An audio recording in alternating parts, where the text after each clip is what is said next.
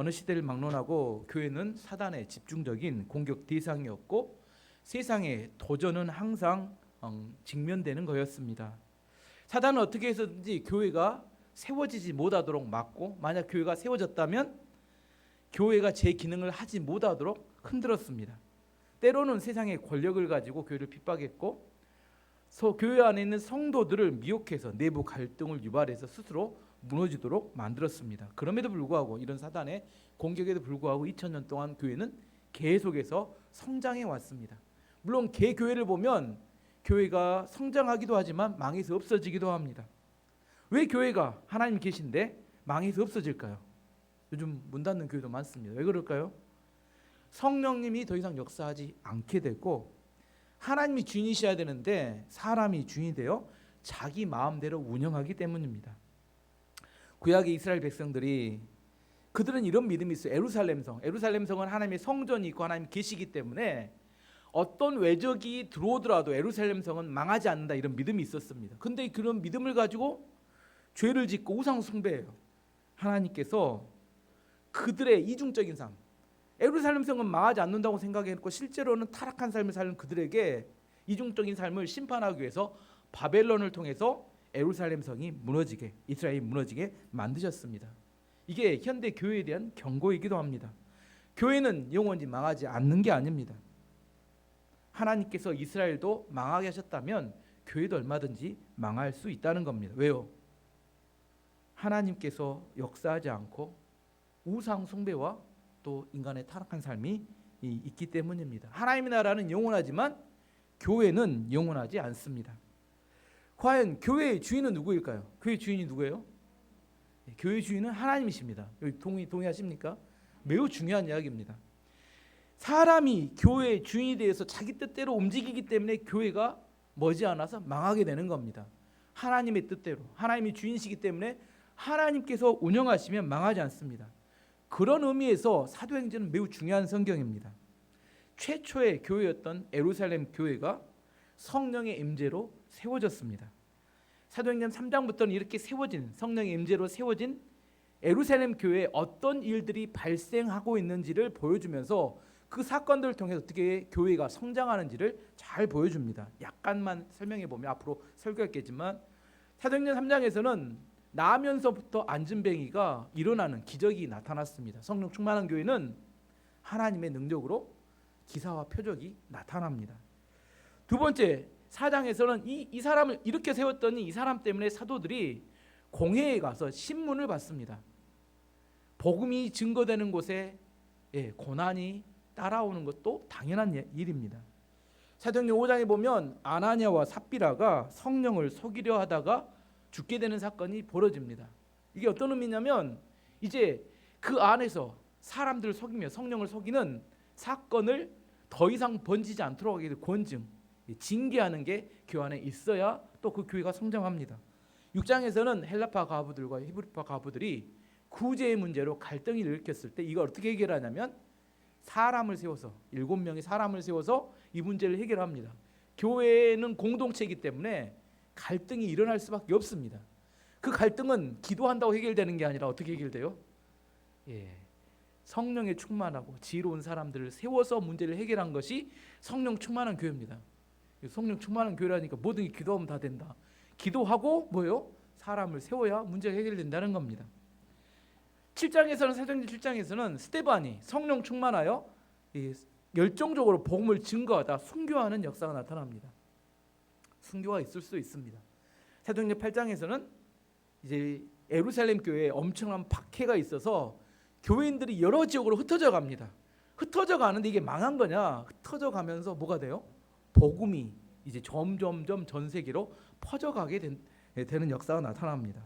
이런 일들이 어떤 일이냐면 성령 충만한 교회에 나타났던 사건들입니다. 앞으로 하나하나 살펴보겠지만 성령 충만한 교회는 이런 사건들이 일어납니다. 제가 설명했던 이런 사건들이 성령 충만한 사람에게도 이런 사건들이 일어나는 일들입니다. 저는 우리 교회가 성령 충만한 교회가 되기를 원합니다. 혹시 여러분도 원하세요? 저는 간절히 원합니다. 왜냐하면 매일처럼 성령의 놀라운 역사를 통하여 우리 안에 하나님의 살아계심을 체험하고 경험하기를 원합니다. 어차피 그대로 있으면 어떻게 돼요? 저는 그대로 죽습니다. 죽어요. 우리 안에 둘 중에 하나를 선택해야 합니다. 성령의 충만한 역사를 통해서 망하든지 살든지 50대 50입니다. 하지만 교회가 그대로 있으면 점점 죽어갈 뿐입니다. 오늘 본문으로 돌아오면 베드로 요한이 오후 3시에 기도하러 이렇게 성전에 올라가다가 나면서부터 걷지 못한 거지를 만나게 됩니다. 1절 2절 말씀 보시면 제9시 이스라엘 시간에 플러스 6시간 하면 우리 시간이 됩니다. 제9시 오후 3시에 베드로와 요한이 성전에 올라갈 때 나면서 못 걷게 된 이를 사람들이 메고 오니 이는 성전에 들어가는 사람들에게 구걸하기 위하여 날마다 미문이라는 성전 문에 두는 자라.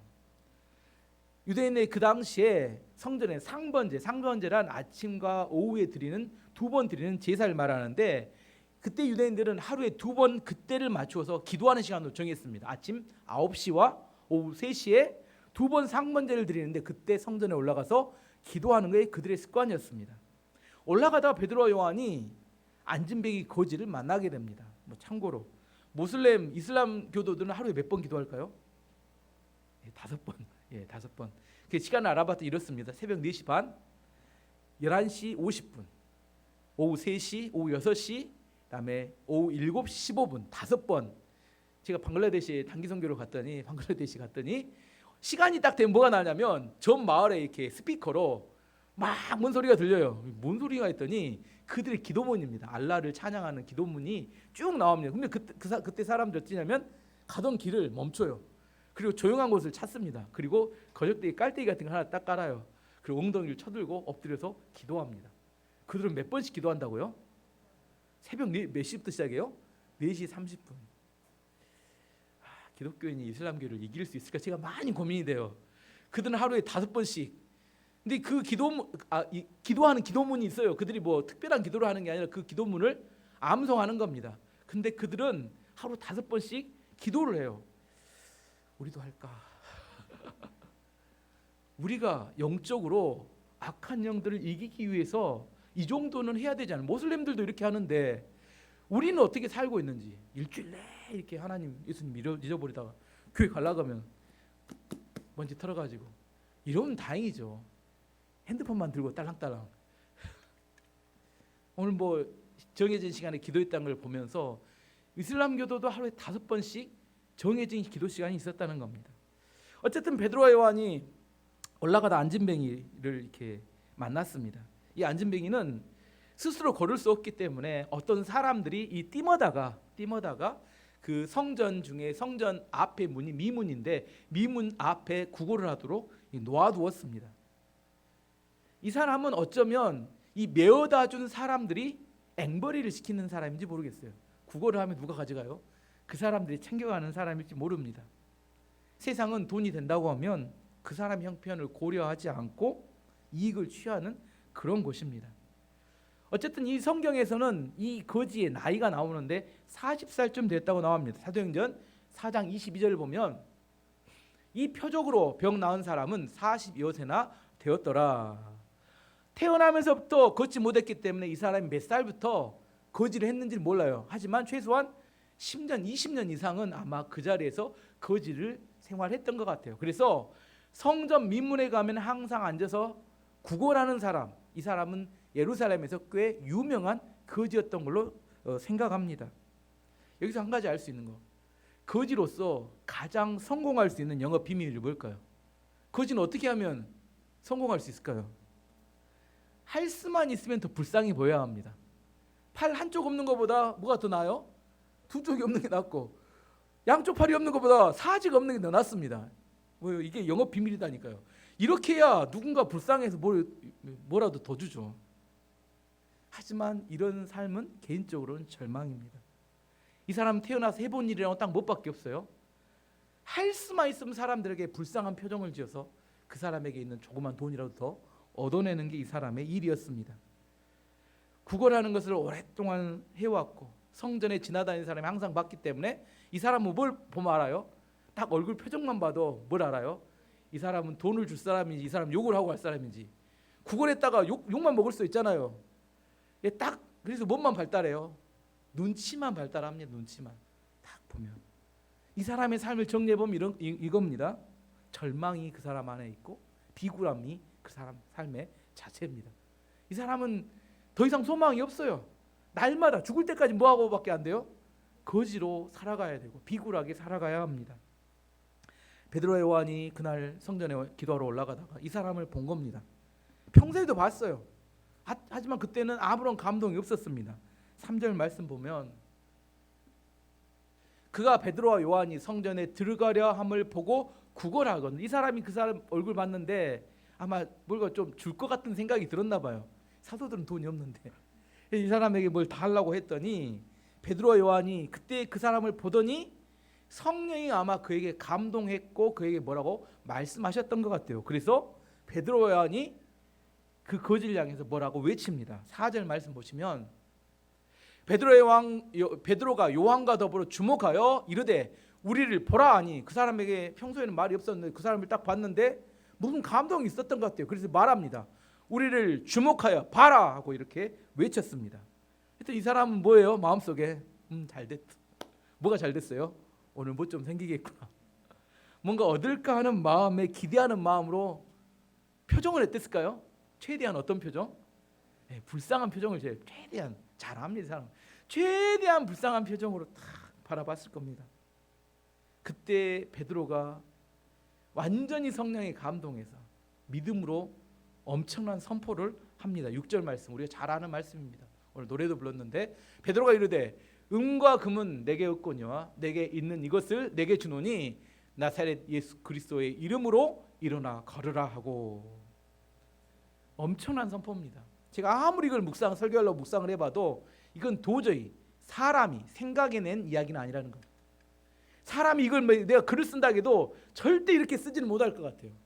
은과 금은 내게 없거니와 내게 있는 것으로 내게 주노니 곧 나사렛 예수 그리스도 이름으로 일어나 걸으라. 분명히 성령이 감동하여서 그 마음에 주신 말씀을 따라 선포하는 믿음의 선포였습니다. 저는 여러분도 이 말씀을 좀 암송했으면 좋겠어요. 그래서 안진뱅이를 보면 꼭 선포를 해줬으면 좋겠어요. 해본 사람. 왜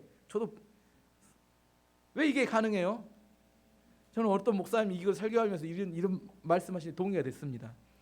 이걸 믿음으로 선포해도 괜찮다. 왜냐하면 수습은 예수님이 하시기 때문이다. 왜? 내 이름으로 한 게 아니기 때문에. 나사렛 예수 그리스도 이름으로 명하노니 일어나 걸으라 했지 내 이름으로 한 게 아니니까 누구에게 수습을 맡겨라? 선포는 내가 하고 내가 선포까지는 해야 합니다. 하지만 뒷책임은 예수님이 지시라고 하면 되니까 안진뱅이를 보면 무조건 선포를 해라. 뒷수습은 예수님이 하신다. 이걸 믿음이라고 합니다. 우리는 믿음 왜 선포를 못해요? 뒷수습까지 내가 해야 된다고 생각하니까 이거 선포가 부담이 됩니다. 내가 하는 거 아닙니다. 예수님이 하시기 때문에 누가 했어요? 베드로도 요한도 하는 거 아닙니다. 예수님의 이름으로 선포했고 예수님께서 이를 일으켜 세웠습니다. 우리는 기적을 일으키지 못합니다. 착각하면 안 됩니다. 기적은 하나님이 일으키시는 겁니다. 우리가 해야 될 일은 믿음으로 선포하는 데까지입니다. 베드로와 요한이 그 사람을 봤을 때 마음에 감동이 되었고 믿음으로 일어나 걸으라고 선포했습니다. 그 선포는 아마 그 사람의 마음에 감동과 전율이 왔을 것 같아요. 왜 감동과 전율이 와요? 믿음으로 하니까. 믿음은 뭘 통해 느낄 수 있어요? 눈을 통해서. 정말 믿음이 불꽃같이 믿는 사람을 보면 눈빛이 다릅니다. 여러분이 오늘 제 설교를 들으러 왔을까요? 제 설교를 들으러 온 게 아니라 제가 믿는 믿음을 눈빛으로 전달해 주면 그 전달된 믿음을 받아들이기 위해서 오신 겁니다. 이게 중요합니다. 우리가 같은 이야기를 해요. 누가 하는지에 따라 다릅니다.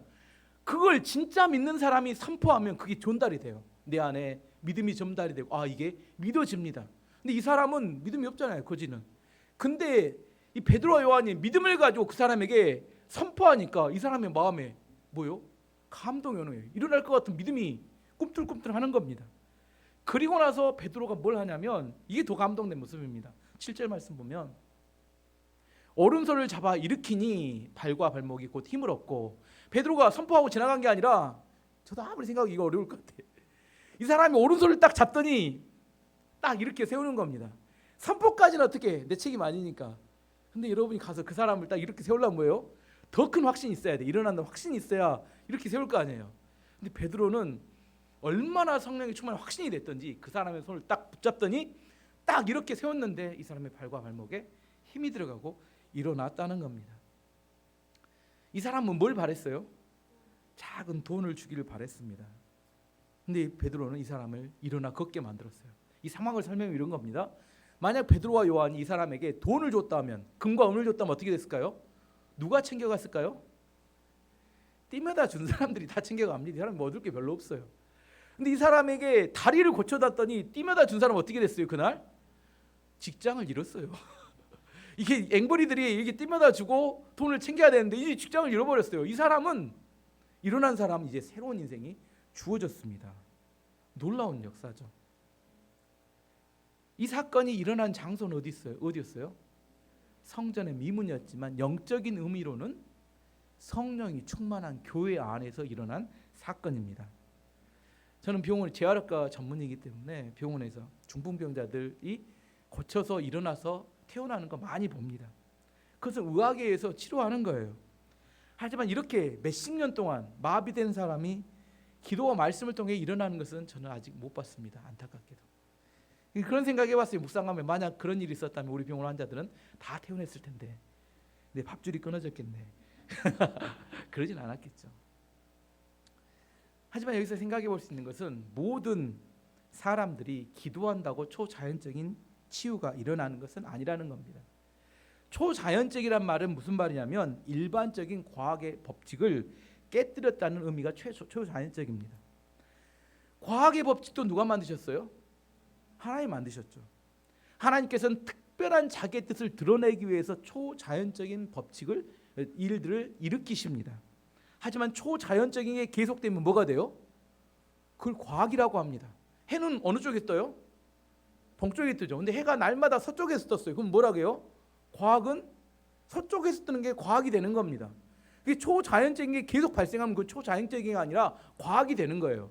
그럼 하나님의 뜻이 드러나지 않습니다. 그래 초자연적인 것은 계속 일어나는 게 아니라 하나님께서 자기의 뜻을 드러내기 위해서 특별할 때 그걸 일으켜야 우리가 그걸 통하여 하나님의 뜻을 알아먹는 겁니다. 그래서 기적은 계속 일어나는 게 아니라는 것을 알아야 한다는 겁니다. 하지만 그럼에도 불구하고 하나님이 우리를 특별히 선택되어서 사랑하시기 때문에 자기의 사랑을 드러내기 위해서 결정적인 순간에 우리에게 초자연적인 치유를 해주신다는 겁니다. 그것이 감사하는 거예요. 저도 성령 충만했던 예루살렘 교회의 첫 번째 기적이 병자가 치유되는 것에 저는 개인적으로 감사합니다.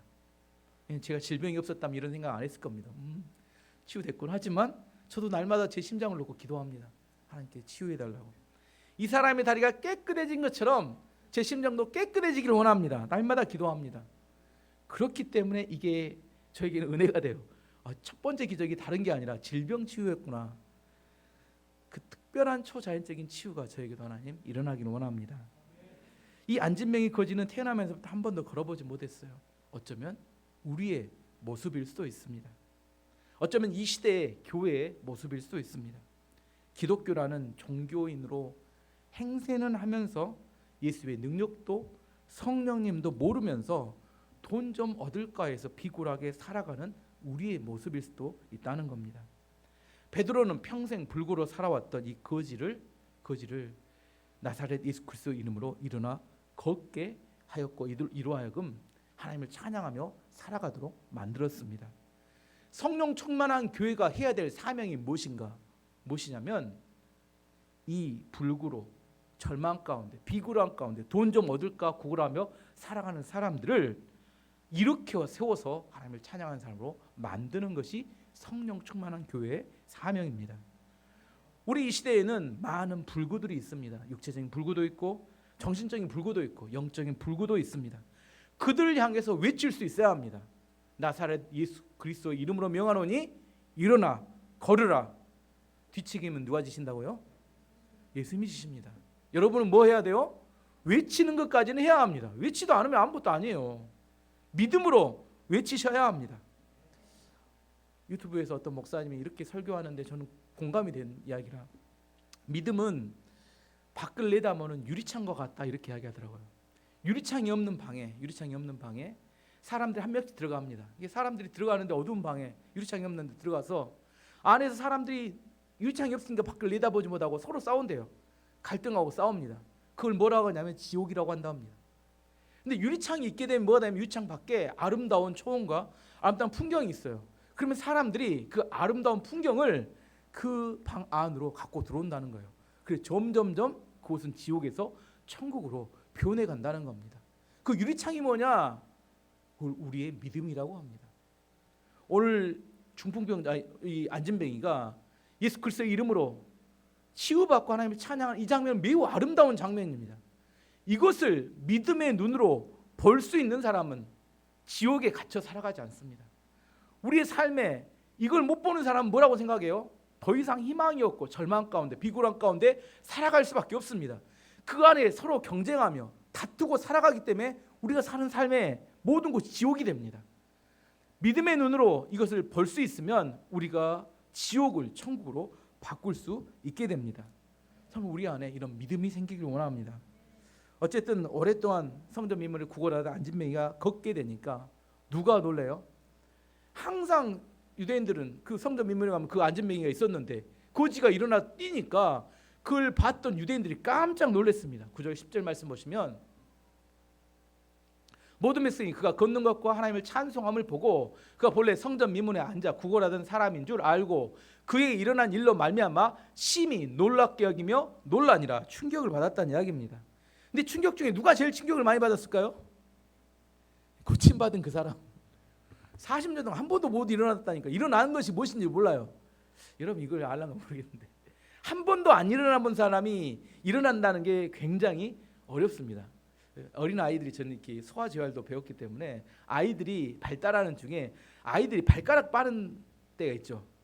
성장 중에. 왜 발가락을 빠냐면 다리가 있음을 인지하는 시간이에요. 어린아이는 누워있기 때문에 다리가 있는 걸 잘 몰라요. 근데 발가락을 빨면서 다리가 있음을 인지하고 그렇기 때문에 기는 것을 훈련하기 전 단계에 나타나는 거예요. 다리를 빨고 하면서 내 몸이 어디 있는지를 아이는 잘 인식 못한다니까요. 한 번도 일어나 걸어보지 않은 사람이 일어난다는 게 뭔지를 잘 몰라요. 근데 이 사람이 처음으로 1m 이하에 살다가 1m 이상의 삶으로 바뀐 겁니다. 얼마나 충격적이겠습니까? 그래서 이 사람이 누구를 잡아요? 베드로와 요한을 잡아다가 솔로몬 행각에 붙잡아 놓고 못 가게 하는 겁니다. 근데 누가 그때 모여드냐면 그 사람이 일어난 걸 봤던 사람, 또 소문을 들었던 사람이 이 사람 주위로 막 모여듭니다. 얼마나 모여들더니 어마어마하게 모였습니다. 12절 말씀 보시면 베드로가 이것을 보고 백성에게 말하되 이스라엘 사람들아 이 일을 12절이 아니라 9절 10절 말씀 보시면 봤네요. 예. 10절 말씀 보시면 다시 보겠습니다. 베드로가 이것을 보고 백성에게 말하되 이스라엘 사람들아 왜 이 일을 왜 놀랍게 여기느냐? 우리 개인의 권능과 경건으로 이 사람을 걷게 한 것처럼 왜 우리를 주목하느냐? 사람이 어마어마하게 모였습니다. 솔로몬 행각으로. 그래서 베드로가 또 이 사람을 보면서 뭐 하기 시작하냐면 또 즉흥적으로 설교하기 시작했어요. 준비된 설교가 아니라 성령이 충만한 설교를 하게 됐는데 충만한 설교의 첫 번째는 뭐냐면 책망부터 시작합니다. 왜 우리를 주목하느냐? 왜 우리를 눈으로 이렇게 집중해서 쳐다보느냐? 왜 우리의 능력으로 우리의 경건으로 일이 발생한 것처럼 생각하느냐? 이렇게 책망합니다. 이게 무슨 말이냐면 우리가 이것을 일으킨 기적처럼 왜 우리에게 주목하느냐? 그 이야기를 하는 겁니다. 왜 우리를 우러러보고 우리를 존경하고 우리를 하나님처럼 대하려고 하느냐? 이렇게 이야기하는 겁니다. 우리의 경건과 우리의 능력 때문에 이 사람이 고침을 받은 게 아니라는 겁니다. 누구 때문에 이게 고침을 받았어요? 누구 때문에요? 하나님을 통해서 하나님의 능력이 나타났다고 이야기하는 겁니다. 여기서 이제 하나 깨달을 수 있는 것은 우리 베드로 사도가 변했습니다. 원래 베드로는 어떤 사람이에요? 성령 충만하기 전에 기회만 있으면 뭔만 해요? 자기를 드러내기 위해서 몸부림을 칩니다. 큰 소리 치고 호험장담하고 예수님 십자가 직전에 뭐라 했어요? 다 주님을 떠날지라도 그 말 빼면 좋은데 다 떠날지라도 나는 절대로 배신하지 않습니다. 이렇게 하다가 나중에 몇 번 배신해요? 3번 부인하죠. 왜 이래요? 오보를 좋아하고 인정받기 원하고 자기를 드러내는 것을 너무 좋아해요. 근데 오늘 이 사람을 고친 다음에 이 사람이 차분해졌어요. 차분해졌습니다. 기적을 일으킨 주인공이잖아요. 자기가 이렇게 세웠잖아요. 오른손을 붙잡고 이렇게 세웠는데 왜 나를 주목하느냐? 누구를 주목해야 된다고요? 예수님을 주목해 봐라고 이야기한다는 겁니다. 이게 성령 충만한 사람의 진짜 모습입니다. 잘못된 성령 사역자들은 자신을 통해서만 성령이 역사하는 것처럼 자기를 자랑하고 교만을 떱니다. 누가 자기를 자랑하면 어떻게 생각하면 돼요? 너는 가짜구나 이렇게 생각하시면 정답입니다. 물론 은혜 받은 사람들은 은혜의 통로가 됐던 그 사람을 주목할 수밖에 없어요. 그 사람이 나에게 은혜를 줬기 때문에. 하지만 반드시 그 사람은 자기를 부인해야 합니다. 그리고 하나님께 집중하도록 만들어줘야 합니다. 그때 일반적으로 사람들이 긍정도 안 하고 부정도 안 해버립니다. 그러면 사람들이 뭐라 해요? 그 사람을 높입니다. 그때 반드시 자기 부인이 있어야 합니다. 베드로가 안진뱅이가 고침을 받았던 원인에 대해서 분명하게 선포합니다. 13절에서 16절까지 말씀 보시면 아브라함과 이삭과 야곱의 하나님 곧 우리 조상의 하나님이 그의 종 예수를 영화롭게 하셨느니라. 너희가 그를 넘겨주고 빌라도가 놓아주기로 결의한 것을 너희가 그 앞에서 거부하였으니 너희가 거룩하고 의로운 일을 거부하고 도리어 살인한 자를 놓아주기를 구하여 생명의 주를 죽였도다. 그러나 하나님이 죽은 자 가운데서 그를 살리셨으니 우리가 이 일의 증인이라. 그 이름을 믿음으로 그 이름이 너희가 보고 아는 이 사람을 성하게 하였나니 예수로 말미암아 난 믿음이 너희 모든 사람 앞에서 이같이 완전히 낫게 하였느니라. 아멘. 너희가 예수님을 십자가에 못 박여 죽였는데 하나님께서는 그를 부활케 하시고 살리셨고 이 부활하신 예수님의 능력으로 이름의 능력으로 이 사람이 고침을 받았다. 중요한 이야기 이름이 뭐냐면 예수로 말미암아 난 믿음이 이 사람을 고쳤다고 이렇게 선포합니다. 모든 영광을 예수님께 돌립니다. 베드로는 또한 그가 설교하면서 유대인들의 죄를 정확하게 지적합니다. 너희가 예수 그리스도 하나님 보내신 자를 십자가에 못 박아 죽였다고 정확하게 이야기합니다. 설교는 우리의 죄악을 드러내는 겁니다. 그리고 우리 죄악 때문에 우리로 하여금 하나님께 나아가도록 만드는 겁니다. 설교는 위로해주고 앞가짐기 발라주는 그런 거 아닙니다. 우리의 죄가 분명히 우리에게 드러나야 합니다.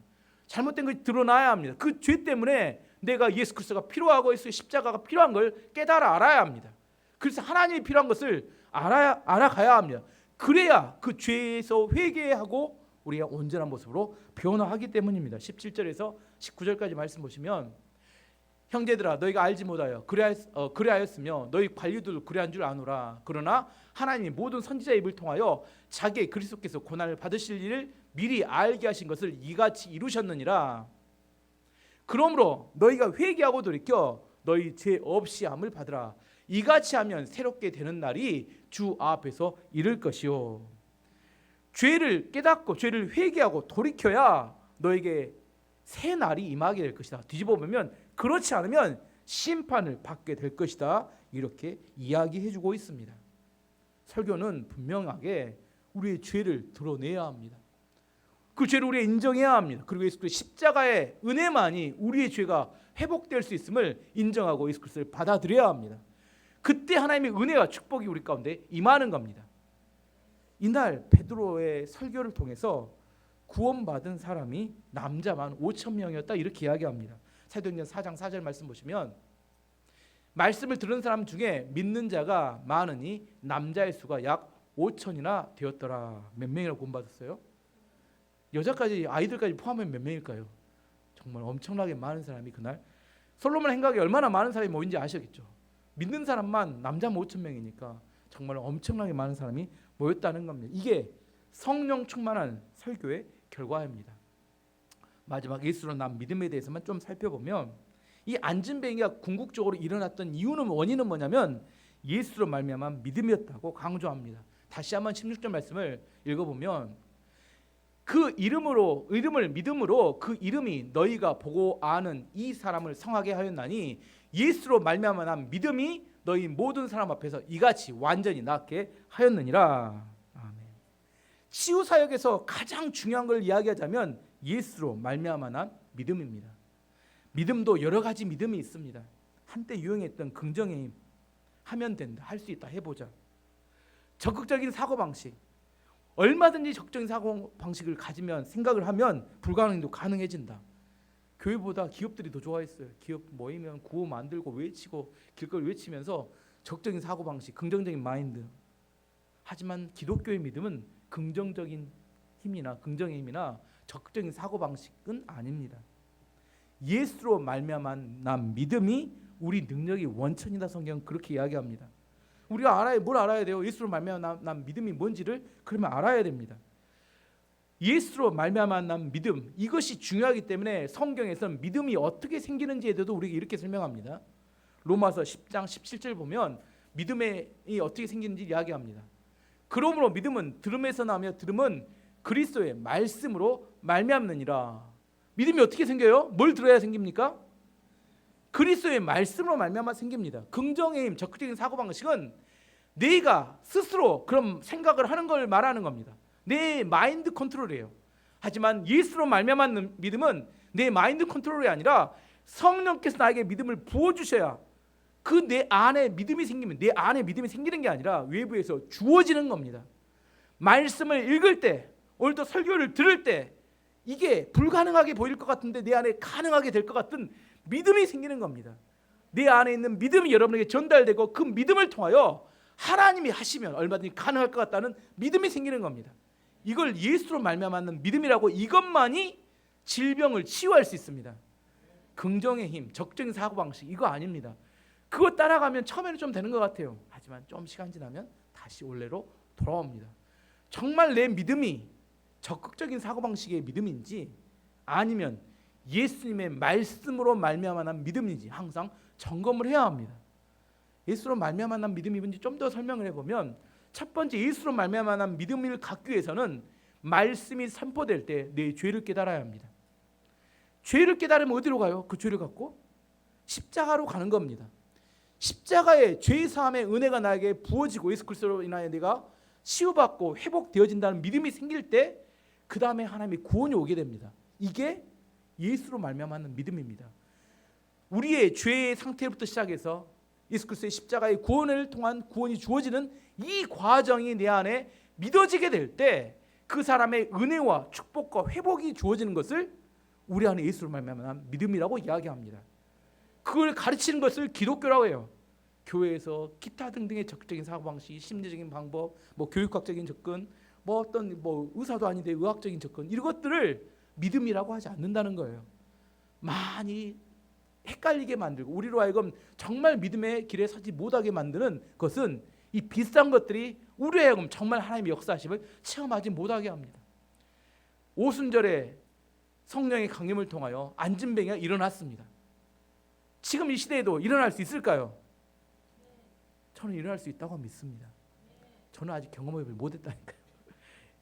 봤기 때문에 하는 게 아니라 저는 성경이 그렇다고 하면 저는 그렇게 믿습니다. 제 믿음이 아니라 성경이 그렇다고 하면 그렇게 믿어요. 언젠가 저도 하나님께서 은혜를 주셔도 경험할 수 있을 거라고 믿습니다. 제가 경험했기 때문에 기라고 한다면 내 경험에 바탕을 둔 믿음이겠지만 저는 말씀을 바탕으로 한 믿음을 갖기를 원합니다. 저를 믿지 마세요. 저는 설교자일 뿐이지 전달할 뿐이지 제가 여러분에게 믿음을 전달한 본체도 아닙니다. 오직 예수 그리스도로 말미암은 믿음, 성경이 우리에게 가르쳐준 믿음이 우리 교회에 진짜 나타나면 우리 교회 안에 폭발적인 역사와 성령의 축복과 은혜로 여러분의 개인의 삶이 바뀌고 여러분 인생이 바뀔 거라고 믿습니다. 예수로 말미암은 믿음이 정말 우리 교회 믿음이 되기를 원하고, 그걸로 인하여 안진뱅이처럼 걷지 못하기 때문에 비굴하고 구걸하고 절망 가운데 살아가는 우리 인생이 하나님을 찬양하는 인생으로 완전히 바뀌기를 원합니다. 저는 예수 그리스도 안에서 이게 가능하다고 믿습니다. 성령의 충만한 역사하심이 오늘 우리 교회에 나타나기 원하고, 또 우리 안에 불가능하고 생각하는 저 사람 안 되겠다. 누가 그렇게 생각해요? 내가 그렇게 생각합니다. 저 사람 안 되겠다. 하지만 성령 안에서 어떤 사람도 다 바뀔 수 있습니다. 우리가 그런 믿음을 가지고 이번 한 주도 충만하게 살아가는 교회 성도님들이 되시기를 축원합니다.